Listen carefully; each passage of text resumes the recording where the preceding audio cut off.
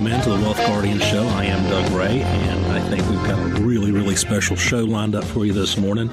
Before we get to that, let me start out, as I normally do, by giving a big round of applause and thank yous out there to all of our service members in the armed forces and also our first responders. Thank you so much for everything you do and all the sacrifices you make to keep us all safe.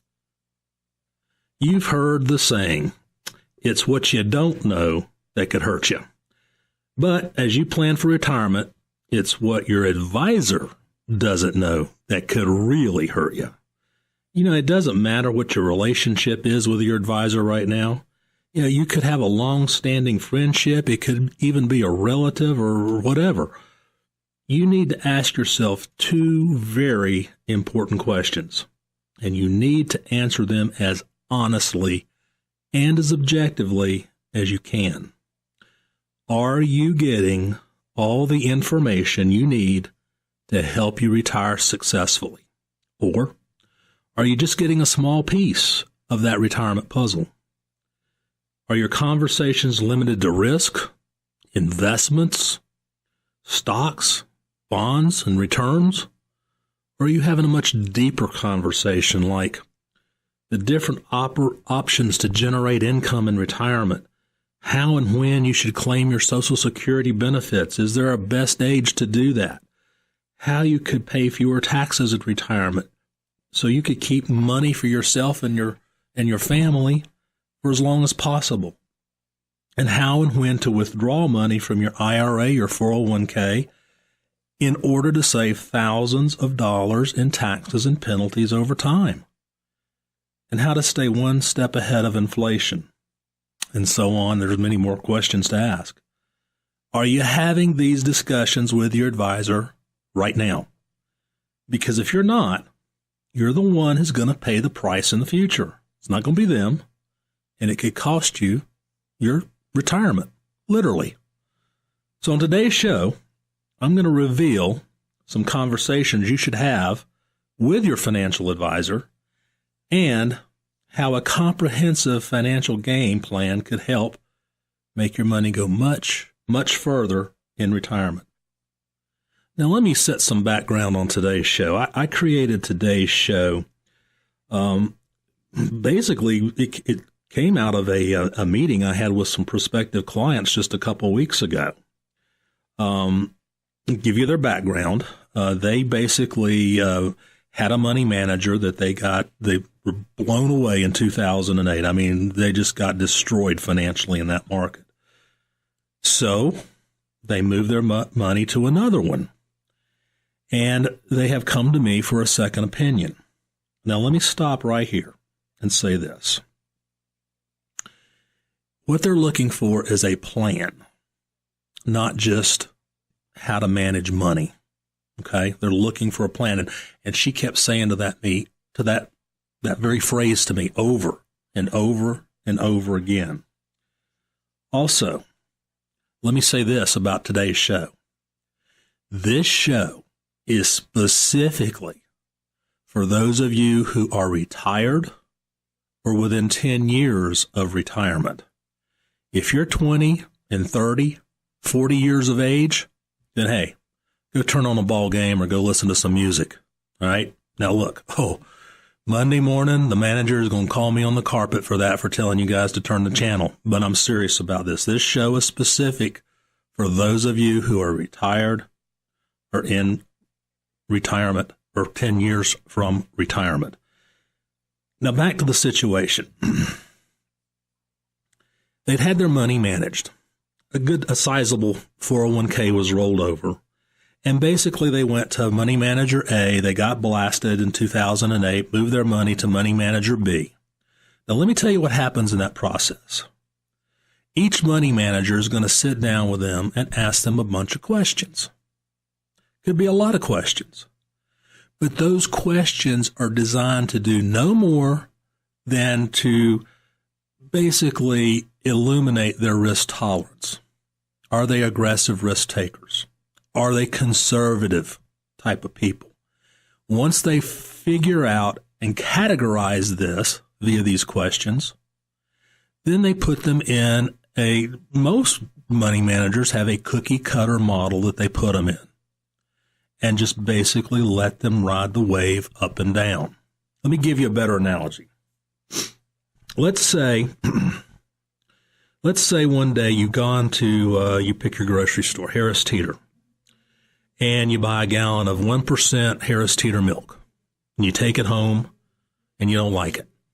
Okay? And so the next time you go to the grocery store, you say, okay, I'm going to buy a gallon of 1% pet brand milk. And you take it home and you still don't like it. Well, what have you done there? You've bought the same thing. It's 1% milk. All you've done is change brands. Really, that's all you've done. And it's no different than if you leave, like, say, Merrill Lynch and you go to Wells Fargo Advisors or to Edward Jones or any of those. All you have done is change brands, period. Have you done anything different? No. You haven't gotten a plan at all. So today we're going to talk a little bit about having that kind of a plan. So the question becomes, has your advisor sat down with you and created a retirement plan, a plan that you can pull out day after day and look at and say, okay, when I am 76 years of age, I need to have this much income based on inflation, and by then I should have X number of dollars left in my 401k, my IRA, and my other investment accounts. And you can do that down to age 83, down to 95, or whatever you want to do. Have you done that? The odds are you haven't. That's what we call a written retirement income plan. And those are essential. They're your roadmap. More importantly, have you periodically sat down with your advisor and adjusted that plan? It's important to do so because as good as all these software planning tools are, they all have the same problem. They all compute things in a linear fashion. You have a certain percentage rate of return built into the program. You have a certain percentage inflation rate built into the program. Those things are going to change. And also, my question to you is your life linear? It's not. Things change. If things change in your life, for example, let's say you're forced to retire sooner than you want to, or you tell me, hey, we weren't going to do this, but now we've changed our mind and we're going to move to Florida when we retire. Well, this plan you've created needs to be adjustable. It needs to accommodate the changes in your life, and you need to make it flexible so it can do so. So in today's show, I'm going to do a couple things here. Number one, I'm going to show you 5 signs or reasons why you should fire your current advisor. Then I'm going to show you some reasons why you should hire an advisor who is specialized in retirement and income planning. All right, so let's start down the road of the reasons why you should fire your current financial advisor. Here's a good reason. Your financial advisor is hard to reach. I've heard this in my career from folks coming in to me. Oh, I call him and he never calls me back, or she just doesn't pay attention to what I'm telling her. In fact, I just had prospective clients about 3 weeks ago come in and tell me the same thing. You know, the fact of the matter is, I look at the situation as it's respect. You know, we have a plan, or a policy, I should say, of trying to return a phone call within a 24-hour business cycle, regardless of what that call is. And you know, if somebody just doesn't even call you back, to me, that's just a sign of disrespect to you, your account, your family, and you don't need to put up with that. There's plenty of us out here that would love to have your account. So go financial advisor shopping if this is happening to you. All right, let's look at another one. I mentioned a moment ago, cookie cutter solutions. If all of an advisor does is give you a cookie cutter solution, then you really need to look for an alternative. And here's what I mean by that. Again, let's go back to the folks I had talked about previously. They came in looking for a plan. They had a money manager who gave them a cookie cutter solution. Your typical asset allocation model, Wall Street, 60% stock, 40% fixed income portfolio. By the way, this past weekend I was reading some information, and I believe it was from the Wall Street Journal. There was an article in there that said such a 60-40 allocation over the past year or 10 years averaged 6.6% per year. And that's good. I build my plans around a 5% expected rate of return. But the article went on to say that such a allocation of 60-40 has about 100% chance over the next 10 years of returning zero. Did you hear what I said? 100% chance over the next 10 years of returning zero. And that's simply because we've had such a big advance over the last 10 years due to many of the topics I've talked about on this show before. Basically, money printing, QE, TARP, you name it, it's there, it's been there. It just is what it is. You know, what your advisor doesn't know could cost you tens of thousands of dollars, if not hundreds of thousands of dollars. Well, coming up after the break, I'm going to tell you a little bit more about why you should fire your current advisor. You're listening to the Wealth Guardian Show right here on 94.5 WPTI, the Piedmont's news, talk, and sports station.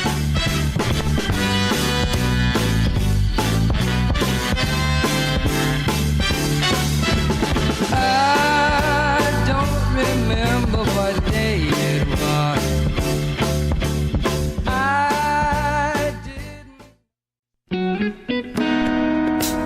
And welcome back into the Wealth Guardian Show. My name is Doug Ray. Today, we've been on a topic about your financial advisor and what they don't know and how that can hurt you.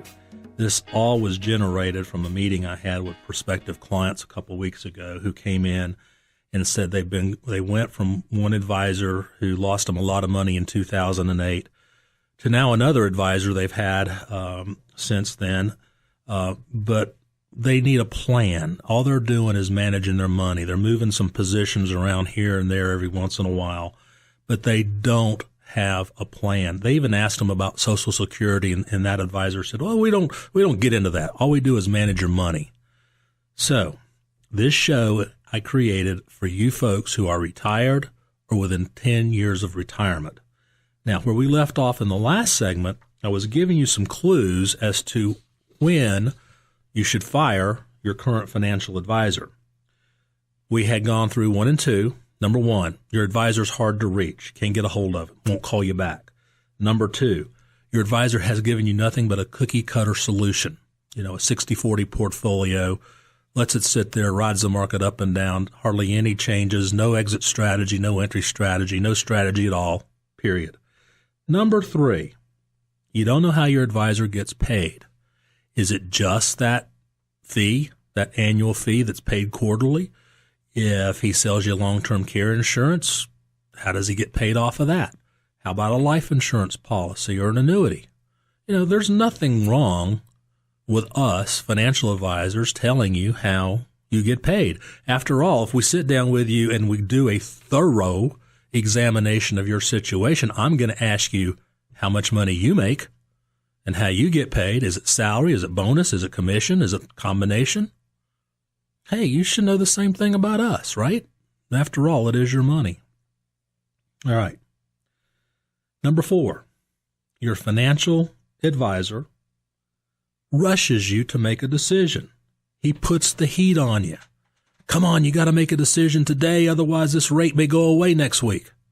You ever had that happen to you? Look, folks, rarely is there a reason to rush to a decision.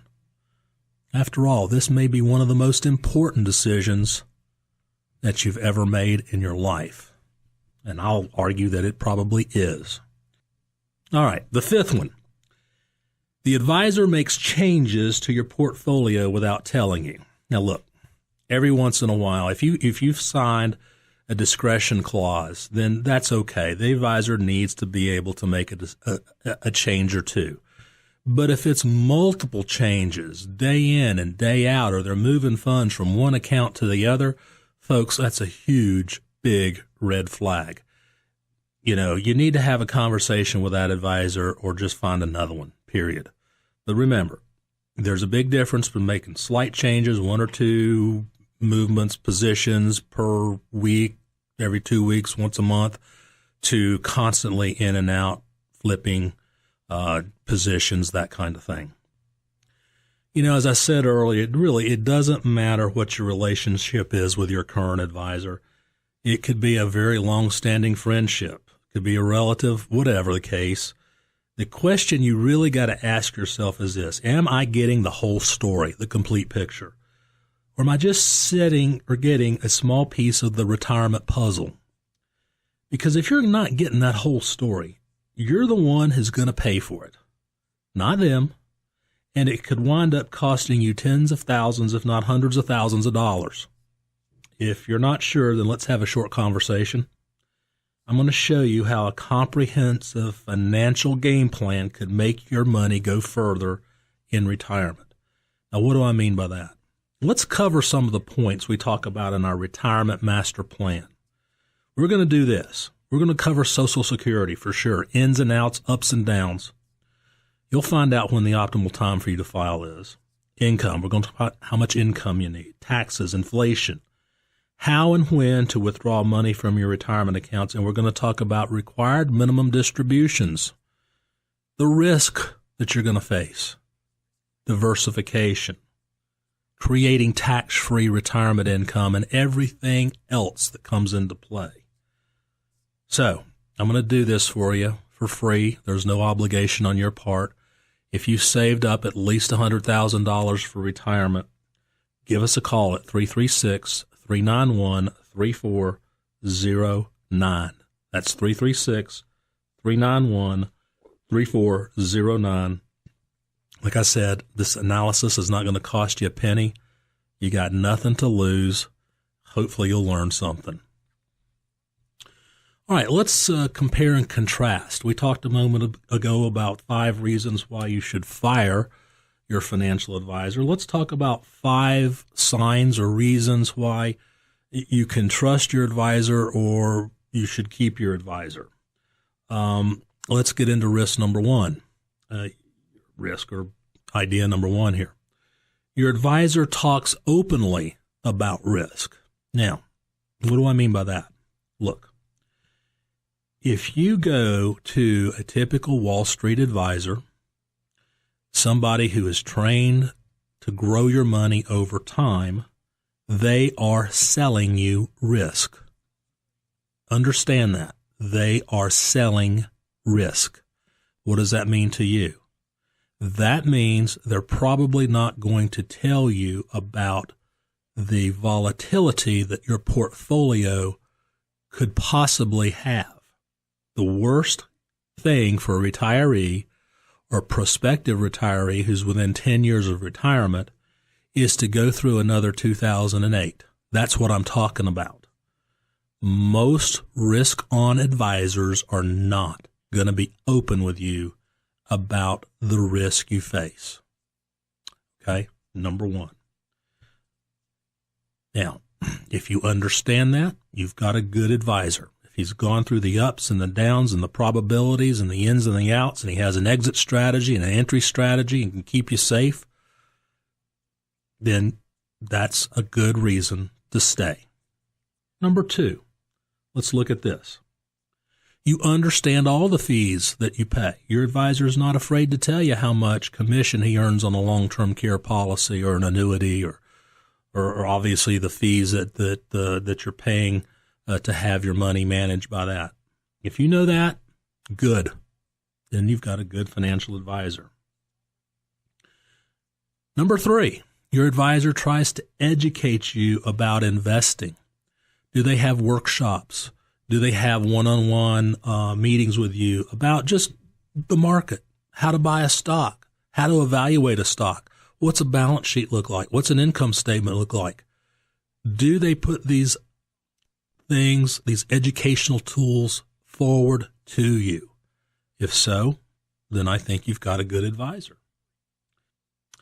So there's two questions that come up in nearly every first-time client meeting we have with people like yourself. One, have I saved enough to last as long as I do? And two, can I maintain my same lifestyle in retirement for as long as I live? On this show, we talk about a lot of things. You know that. You've been here with me for a while. We talk about Social Security, taxes, risk, diversification, health care, medical expenses, and a lot more. But nothing is going to be as important as your ability to generate income in retirement. It's not about growing wealth anymore. It's about the distribution of your wealth and understanding how you turn your savings and investments into an income workhorse. That's going to trump everything. With interest rates at record lows and stock market sitting on a razor's edge today, there's more challenge than ever in today's marketplace. But it's one of the areas where we can really help you. Let me prove it to you. You can make your money go further in retirement than you ever thought about. Use our 5-point retirement master plan. This analysis for my listeners is not going to cost you a penny, and it doesn't obligate you to anything. If you saved at least $100,000 for retirement, take this opportunity up today and give us a call at 336-391-3409 and come in and let's build a 5-point master retirement plan for you. I want you to learn how other people are turning their savings and their retirement dollars into a diversified stream of income, all the while reducing their risk. The number is 336-391-3409. 336-391-3409. Pick that phone up right now. Okay, let's get back to 5 signs that you've got a good advisor or advisor that you can trust. Let me recount. The first one was he or she talks openly about the risk that your portfolio assumes. You have to understand all the fees that you're paying. And third, your advisor tries to educate you about investing, the marketplace in general, the economy, free enterprise, and how it all works together hand in glove. Okay? How about a fourth one? Your advisor wants to meet with you on a regular basis to review your portfolio. I think this is absolutely critical. So many times in this profession have I seen what I call your one and done financial advisors. They're just salespeople. You know, they're going to sell you a product and you'll never hear from them again. A good financial advisor is going to want to meet with you at a minimum of one time a year. At a minimum. Most of them want to meet with you more than that. Especially if there's a risk piece to your portfolio. With that kind of a situation, you probably, in this environment today, ought to be meeting with that advisor on a quarterly basis. So, number 4 is your advisor wants to or requires a meeting with you on a regular basis. Number 5, and maybe this is not the last, not the least, but number 5, your advisor remembers your goals and cares about those goals. Again, that kind of dovetails to number 4. That's why you want to meet with that advisor on a regular basis so that you can make sure that your goals are first and foremost in everybody's thoughts. And if for some reason the portfolio gets off balance, you want to get it back on balance to meet your goals. So there you go. There's a show today about what you should expect from your financial advisor, what you need in the retirement phase of your life, not the wealth building phase of your life. Thank you so much for tuning in to the Wealth Guardian show today.